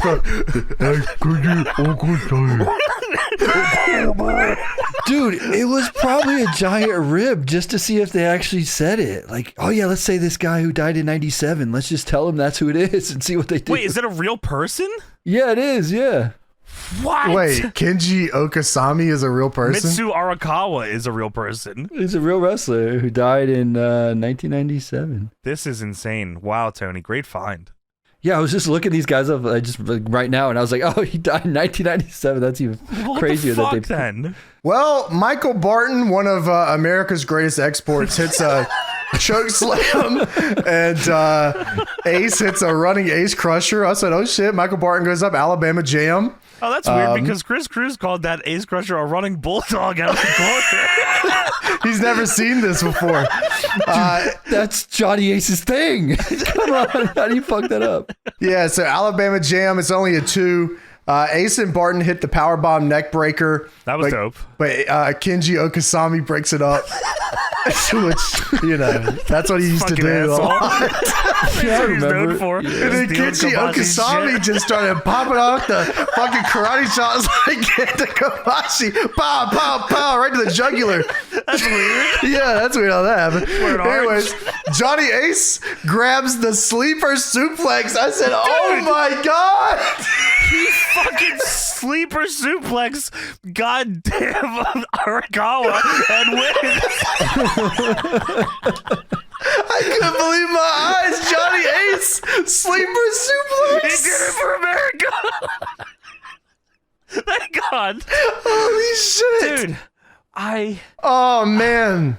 I love that move so much. I love that move so much. It's so good. Johnny Ace had all the best moves. Someone's got to pay for this, though, man. I mean, someone's got to pay for this. Nobody got. I'm not letting Kenji Okasami just steal all that Kenta Kobashi shit. That's me making a call on SmackDown. Kenji Okasami, you got something coming to you, buddy. We're gonna fucking find you. Yeah, back fist? Are you kidding me? Burning hammer? Fuck this guy. Fuck this guy. Holy shit! This is one of those dudes in that Pat McAfee pack. I bet. There is Butler doing back fist burning hammer. Well, that one fucking guy took all Speedball shit. So yeah, I mean, come on. Yeah, man. So sleeper suplex, Johnny Ace and Michael Barton win the All Japan Tag titles. And as far as anyone knows, they are the All Japan Tag Champions for the rest of eternity. If you watch this show, to this day, it would suck if they lost them on the same tour. That would be horrible, but thankfully that can't be the case. And All Japan probably is done by now. Well, Johnny Ace has another promo. He's in the Wait a minute, is that South Park? Shut up! Sit down! Sit down! Dude, the cutting on that was comedic on this VHS recording. Oh. Yeah, the one version is Johnny Ace starts talking to South Park. Shut up! That was awesome. I'm gonna start interrupting more things with fucking Mrs. Crabtree. So yeah, Johnny Ace on the actual version of this show, he does cut a promo and he says, "Johnny Ace, Mike Barton, my partner who knocked out Doc." I said, "Holy shit, man! Steve Williams taking this fucking strokes on this show." Are in the WXO. We made the move from the land of the rising sun to the WXO. We are the movement, and we hit that ring, and you're gonna feel the power. We want the tag team straps. What fucking Which show are you ones? watching? Yeah, which ones do you mean? I thought you just won them, didn't you? We're gonna face the bodies. Give me all the teams. And Which we're the team is movement. Adam Pearce on? All of them? Give me them all. We are the movement. Don't forget it. WXO, what does the X stand for? We don't know. And we don't care. Why? I don't give a fuck. I don't give a shit. Fuck you, Dr. Death. Oh, you're this shitty company. Where's fucking going business? And of course he ends it with, "You don't got it, get it. You don't get it. I'll figure it out. All right. Shut up. Sit down." And then Wow, it cuts man. back to the show, and there's a guy spinning in circles on the ceiling. How the fucking bootleg action figure Billy Gunn is fucking dancing on a stage. What is going on here? Dude, this camera angle is nuts. They fucking have. So this is Adonis, not to be confused with Adonis from the Heartbreakers, which was it Heartbreakers? That's right. It was Heartbreaker Adonis. Yeah, that's right. Yeah. Heartbreaker Adonis on episode 1 of WXO, I believe that was. Or 2. Whatever the Somehow fuck it they was. found two guys named Adonis. He was in the main event of both fucking episodes, actually, now that I think about it. Yeah. Yeah, this is a different Adonis. Some fucking how. Yeah, so it's Adonis versus Billy Fives. James, I couldn't fucking believe my Dude, eyes. I mean, this is like, Zan did call it a crazy favor. Dude, oh my god. Unless, do you think this is where he fucking saw him? Oh man, I mean, he was popping off some shit here. Okay, so quick sidebar here. Billy fucking Fives. Billy Fives was a Florida wrestler, and I don't know if it was Zandig or Lobo. It might have been Lobo that brought him in to CZW, and he had some matches there. And there's a show where Lobo gets hanged upside, like by his feet off the side of the building, and there's fucking just fans around him like talking shit to him, and somebody yells out, "What happened to Billy Fives?" And Lobo, hanging upside down off the side of the ECW arena, says, "Billy Fives was a good idea in theory." Main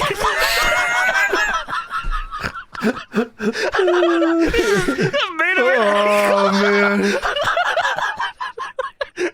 So, a good idea in theory has been a running fucking gag with us for a while. Shouts out CZW fans as well. Yeah, Billy fucking Fives. I could not believe I was looking at it. I can't believe Zandig and Billy Fives are on the same goddamn show. I know. CZW. I was like, wow, this is nuts. Like, especially here. That's like even Yeah. crazier. So Adonis attacks Billy Fives from behind to start this match. Yes. Hot start.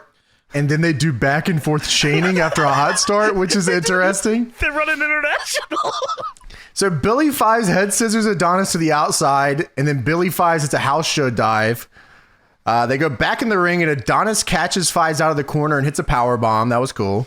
Dude, okay, so when they went to the fucking floor after the house show, Fives stands up and there's fans leaning on the rail. He starts slapping their hands, but nobody was like reaching out for it. He just smacking fists. So Adonis hits a drop down drop kick and then hits the Scott Hall punch combo.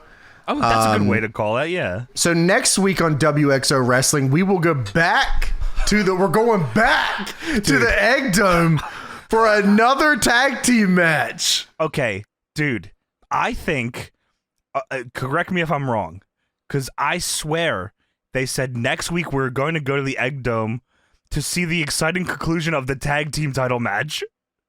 Is that what they said? I thought swear. they said another tag team title. Another tag team match. I swear they said the exciting conclusion of the tag team match. So, like, this match was supposed to go before that. Or, no, wait, no. Or, no. No, they said next week. This was supposed to be last week then. Like, this match was supposed to be last week, and then they put it here? And they put it here and just I didn't still think fucking there was catch it supposed on to be- commentary. I still think there was supposed to be an episode 4, and they just like had to crunch it all together into one. But they said the exciting conclusion of the tag team match. We just Yeah, saw they would it. have. No, they would have shown that on 4 or whatever. You know what I mean? Oh, but they put it on this one. But they couldn't because they were like, "Oh, we just got to cram this all together." Like, I swear there was like another episode that they were gonna like break this up into, but they just like, "We got it. This is it." They ran out of fucking matches. That makes more sense. But either way, it's fucked. They're advertising a match for next week that they just showed. That they just. This is awesome cheese, though. They're able to show All Japan tag title matches on TV every week. That's awesome. Adonis has a side Russian for a 2, hits a throwback. Yeah, I mean, this is not a bad fucking match. I will give it to them. Like, they were trying their hardest here for what they had. They were doing some I was moves. impressed because the rest of the show wasn't, this, so I'll give it that much. Shit. Yeah, they were trying to do something here. So, yeah, Adonis, after he hits the throwback, Billy Fives hits the X Factor, hits a leg lariat, the world's strongest slam, and then he hits a frog splash. Come on, it's the 5-star frog splash, brother. Yeah, you're at the 5s. So it's 5-star frog splash, 1, 2, kick out 3. 5s wins. That's a beast. Adonis said, I'm protecting myself. I don't know this guy. I'll give a fuck. I'm not saying this territory. I'll give a fuck. It was a definitely 2.9 kick out, but nobody gives a shit. Anyway, Chris says Stan Lane is still trying to find out that mystery partner. Okay, man. It's just random blue screens now just happening all the time. Yeah, I mean, the footage is fucked at this point, yeah. Dude, at one point during the match, Chris Cruz says, "I know you're not saying much because you're stunned by the action." And Jennifer Hart's like, "Yeah, I am." Jennifer Hart? Yeah, she don't give a fuck. She don't want to Jennifer Hart buries the main event when we get there. Oh my God, she does. So anyways, before that, we got... Who are these guys? It is... it's Billy Payne and Butch Long is the Billy Payne? Billy Payne. I wrote down Billy Kane. That's Billy Kane. This is William Payne. All right. It is Billy Payne. Billy Payne and Butch Long versus the Dominator. Oh, Butch. Butch Long. What did I say? Bitch Long? No. You're good. You were right. You said Butch. Bitch Payne and Bitch Long, and they're facing off against the Dominator, Fred Ottman. So I'm big as shit. Can't get through the curtain. Fred Ottman looks nuts. Dude, I love Fred Ottman. Oh my God. He's in a crazy big black singlet, like RVD singlet, and he looks nuts. He looks like Terror Toad. Oh. He looks, dude, like I'm putting the WXO world title on this guy. I love guys that look like this. Like, this is so sick. Like, yeah, this is awesome. He comes in, I'm the Dominator. I'm hungry. His nameplate, James, on the way out, it says the Dominator. Like, that's his name. But on commentary, they're like, oh, fucking Fred did his splash. Dude, Fred Ottman beats these two jabronis pillar to post, bro. Beats them the shit, and there's no one in the crowd, man. Nobody's left. Yeah, they're all gone, man. They jump him at the start. He clotheslines the shit out of them. No one gives a shit. No one wanted to stick around after he was stuck in the car? Come on, man. Dude, they wanted him to... He should have came out in the car. They wanted to see more car. He still can't get out? He comes out in the car. Dude, he'd be like that's like his gimmick. He wrestles in the car. I don't know how that works. He's a transformer. Or like, maybe the match doesn't... That's an awesome idea, actually. I like that. He becomes one with the car and turns into a car. Like, that'd be so good. Like, he's like, they have like a Hot Wheels car like stuck around his waist, like as his gear. And so it just looks really tiny on him. I was thinking more like he is half car, half human. He could just transform. You know, your better idea. But I do like a comically like fake car around his waist when he's wrestling. They could have also he's scheduled for the match and he like his entrance takes forever, but he doesn't come out and the camera goes backstage and he's stuck in the locker room. He can't get out the door. I'm stuck. Can't get out. So the Dominator, Fred Ottman, man. Yeah, invents he's the spine line. Yeah, just beating the shit out of these dudes, man. Or he doesn't know how to do a single leg Boston Crab. He's the first man I've ever seen do a double single leg Boston Crab. Dude, it was the spine line, though. That was incredible that he actually did the spine line. So Dominator double splash in the corner. Squish or hell yeah. Double stacks him, and then he drops the ass. It's not even like the earthquake. He just sits on Drops teabag the style. ass. and he wins. Yeah, Double man. pin style. Yeah, that was pretty nuts. Well, the Dominator has a promising run coming up here. Maybe Johnny Ace can get him into All Japan's Egg Dome. Dude, Japan loves heavyweights. If that guy came walking out like that, oh man. That man's not keen on a plane. Oh yeah, you're probably right. He's stuck on there for That'd sure. be cool as shit though. He's stuck on the plane. Can't get off. So now it's time for the main event. The Bodies and Adam Pearce versus Mystery Team, of course. And Ted DiBiase's out here on commentary. Ted DiBiase is here on commentary. Stan Lane not on commentary. Very odd by his not showing back up here. And the Mystery Team is, oh my, is it? It's two big fat fucking fans. Who are these guys? Dude, They're fans. Jennifer Hart says, "This is the Mystery Team? Holy shit, get her off Who the are airwaves." these guys? Oh, they're fans. Dude, immediately fucking buries it. I said, wow, how many fucking companies have tried to start the Shane twins as a thing? They were All in of them. OVW, they were in XWF, they were in TNA, they were in WXO, they were in WWE, I think, right? Like They were, yeah. Wow. they were fucking everywhere, and everywhere tried to push them, and they don't do shit ever. Yeah, man, and Ted DiBiase seems it seems like maybe the way Ted DiBiase puts it, like he was going to team with them at some point, like it was going to be Ted DiBiase and the Shane brothers or something. He's definitely alluding to like this was his master plan, and there's something nefarious going on here. Right, because he does the ha ha ha ha ha ha later. Yeah, And I was he's like, okay. He says, if anybody thinks they can climb in the ring and get the job done, you're going to get your opportunity. So, like, anybody could just jump the rail and fucking start kicking some dude's ass. Who are these guys? Well, they're fans. This is the Mystery Team? And then they say, we are going to let the cream rise to the top regardless of what your political connections are. There are no prima donnas here, brother. We will let the fucking fans wrestle. We do not care. Yeah, we don't give a care. fuck. Yeah. We actually are running out of wrestlers. And footage. Can we get some people in the crowd? Everyone's leaving. I don't know why. Come back! Come back! Chris Cruz says that one of the many mysteries has been solved here with this tag team thing, but the big mystery is, where is Stan Lane? How does nobody want to go find this dude? It's not like the backstage is huge. Yeah, like, what, he got lost? How's that possible? Also, by the way, 2 handicap matches in a row. Yeah, Oh, well, the yeah. last one was fucking beast. It was fucking beast. This one, not so much. Yeah, so the Shane brothers, they're fans, of course. They're not real wrestlers. The way that they do this, by the way, is that they literally tell us they're not wrestlers. These guys are not wrestlers. They're fans. Well, that's what they're trying to tell you, right? And I think Right. there's something nefarious going on here. But yeah, that's what they say. And also, by the way, James, we have, so it's Adam Pearce and the Bodies versus the Shane brothers. The Bodies have no names. The Shane brothers also no names. The only name we know is fucking Adam Pearce. Writing these notes was fucking hard. Like, what a miserable experience. Dude, this was. I just called the moves. I called the moves as I saw it. So I legit write the Body and Shane brother, and it's just, that's all I write the whole The time. Shane brother. Shane 1, Shane 2. So That's brother Shane. that's the Shane brother right there, dude. He's on the dark side. So We're doing war crimes. I don't care what his political beliefs are, though. So the Shane brothers are in control of this match. It is a 3v2. Okay.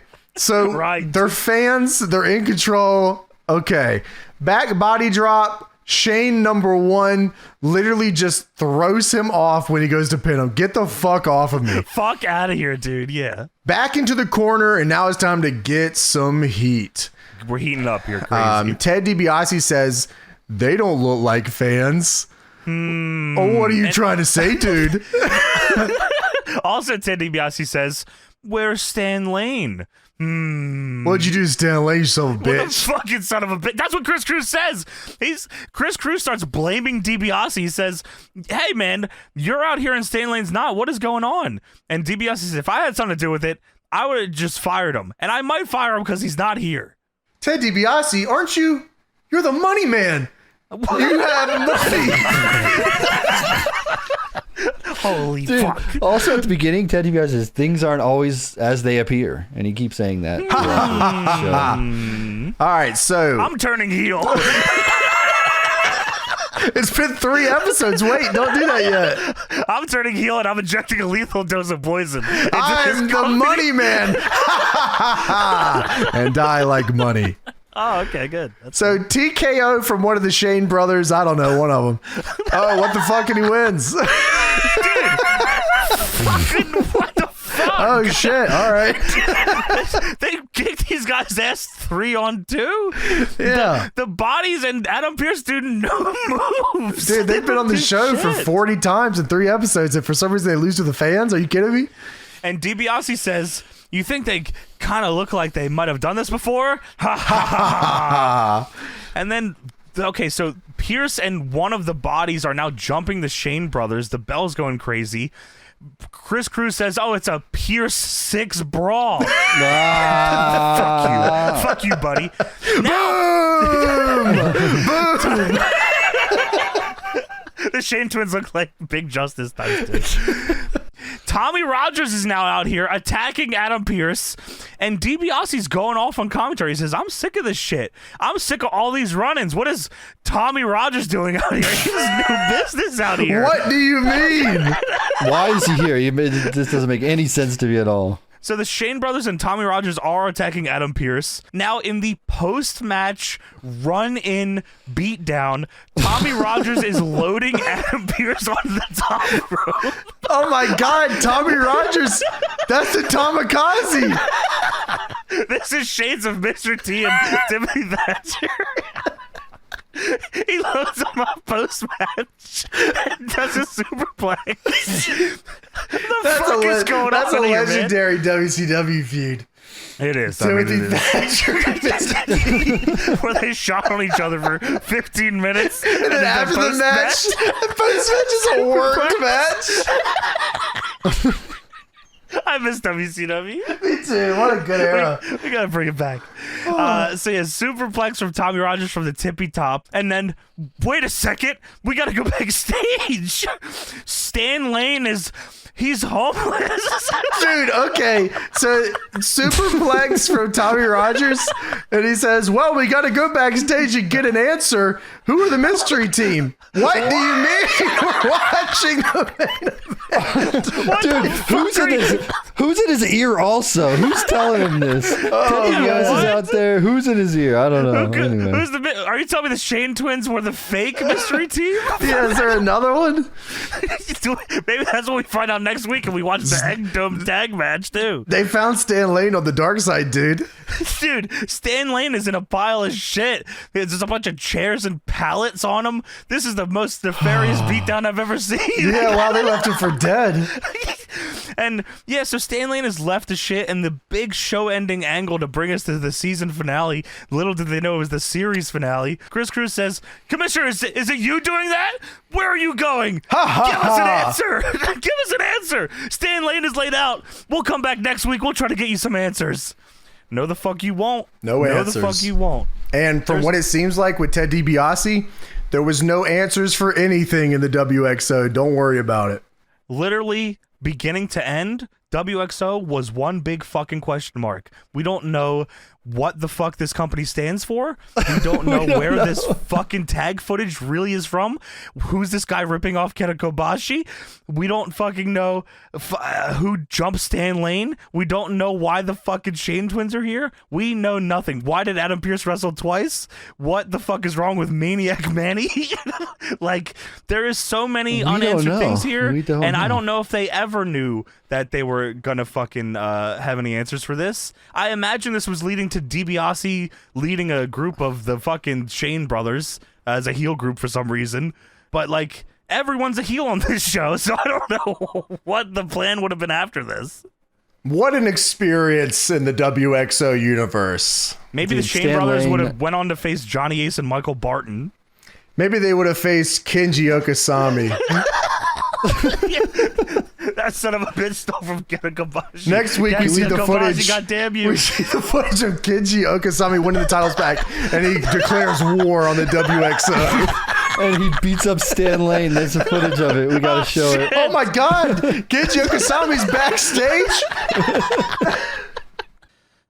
I mean, like, there needs to be some answers here, guys. Like, I can. I can go. I think the secrets of WXO is what keeps the legacy alive. You got a good. Maybe point sometimes we don't need the answers. Maybe you're right. Or we need to talk to Ted DiBiase right now, and we need to get the answers. I would love to hear what Ted DiBiase has to say about this. To be honest with you, but what are his thoughts on Kenji Okasami? And Stan Lane? How does this affect his legacy? one of the goats in the industry, yeah. But that is the WXO is done, guys. I'm always sad, like, to come to an end of a thing like this. Like, we were talking about, like, holding this off for a minute just because the idea of us being able to watch this at some point, like, was fun, but we had to get to it eventually. So, the WXO. I mean, I don't know how I compare this to the XWF. It's somehow very different. Yeah, I mean, it's two sides of a coin, yet two different sides. Yeah, it's Dude, fucked up. With the WXO ending the way it did, it just felt like, just to know it was one day and like how this crowd saw all of this unfold at one time. And how it declined so fast, like there was no way they were doing anything else. It's legendary. This is a legendary fumble. Like, this is fucked up here. But that is it. That is it for the WXO in its entirety. Forever. Unless there's some unless there's some hidden gems out there somewhere that gets uncovered at some point. That is it for the WXO. And that is it for this episode of the Deadlock Podcast. Thank you all so much for joining us. Make sure to check us out on Patreon, patreon.com/deadlockpw. Hundreds of hours of bullshit over there, exclusive to the Patreon. You'll like it. And check out Deadlock Pro Wrestling. That's our very real, very serious, and very fucking good pro wrestling show. The DPW Carolina Classic just took place, and you can watch that in full goddamn 4K on dpwondemand.com, including all of our other shows and an unbelievably well put together on-demand service. Check out DPW Live on October 13th, DPW Super Battle. Come join us in Charlotte, North Carolina at the world-famous Grady Cole Center. We'd love to see you there for a big fucking show, and we will see you next week for another edition of the Deadlock Podcast.